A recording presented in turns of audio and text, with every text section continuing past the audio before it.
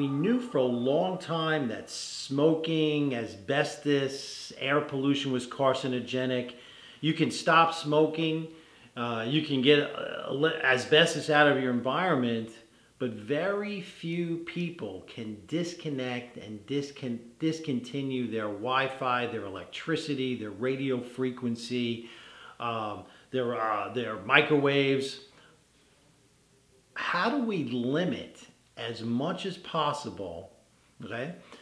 And how do we change our nutrition to mitigate the effects? I think that if you can limit the amount that you're exposed, that's great.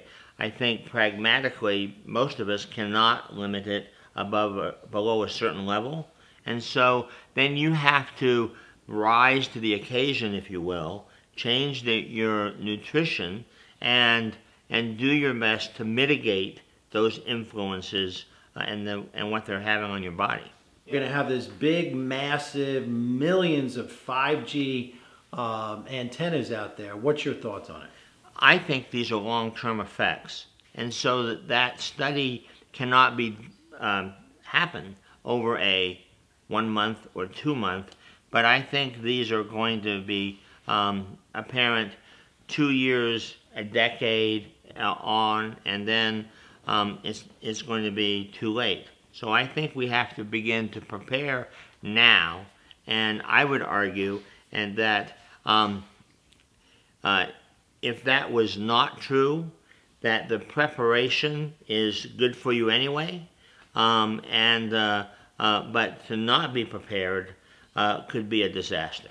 If I understand this correctly, what you're saying is we're facing 3 significant problems. Problem number 1 is everybody's exposed.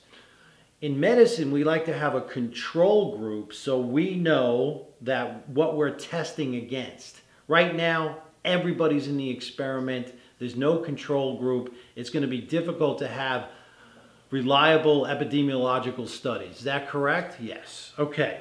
The second thing is latency.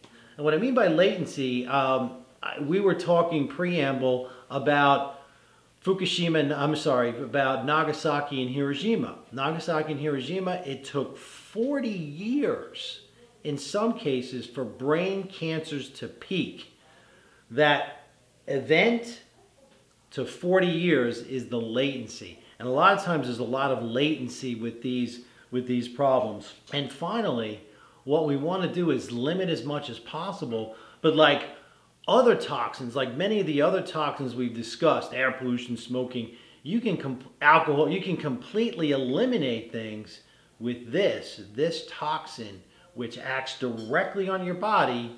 For most people, unless they totally disconnect from society, cannot eliminate it. Many people can't even limit it.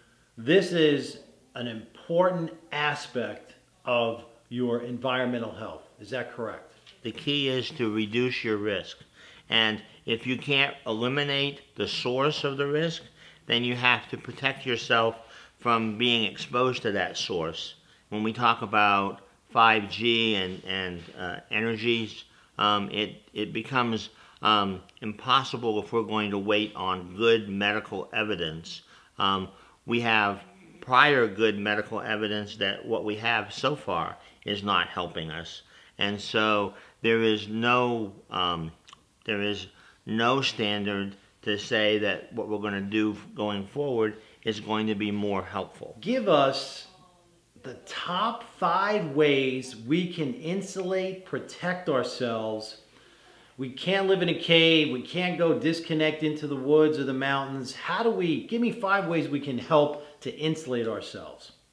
Well, I think there's a lot of things that we have and we take for granted in our environment that we have to stop and think about. So there is our own exposure to cell phones, cable box, baby monitors and all. There is dirty electricity as it comes in. There is microwave, even in the kitchen with our food and everything else. And then there are other things that also influence our environment, including mold toxicity that is all too common in our home and may show up as a whole variety of symptoms that your primary care doctor may or may not be in tune with. And then there is the choice of nutrition.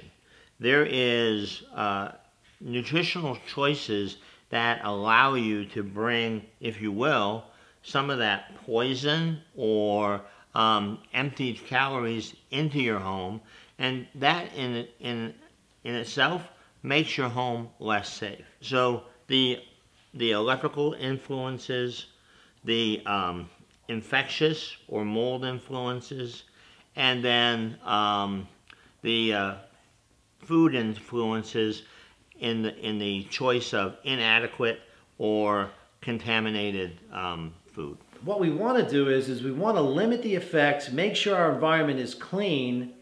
Also, I think you're saying eliminate toxic foods and begin to get on a diet of foods that will enhance ourselves and help to counteract these negative influences. Not only just the contents, but also they fail to clean the food of the pesticides on it. They don't recognize how it's grown or how it's delivered, and so they choose appearance as a proxy for goodness, and that can be a very bad mistake. So it's not only the contents of the food, it is, if you will, the wrappings of the food in terms of what was left over in the growing process. Dirty electricity. We have a very clear example. They knew for many years that women who used electric blankets had 1,000-fold, 10 times the incidence of spontaneous abortions. They knew back then that electricity was unsafe, unclean electricity was unsafe and an environmental hazard.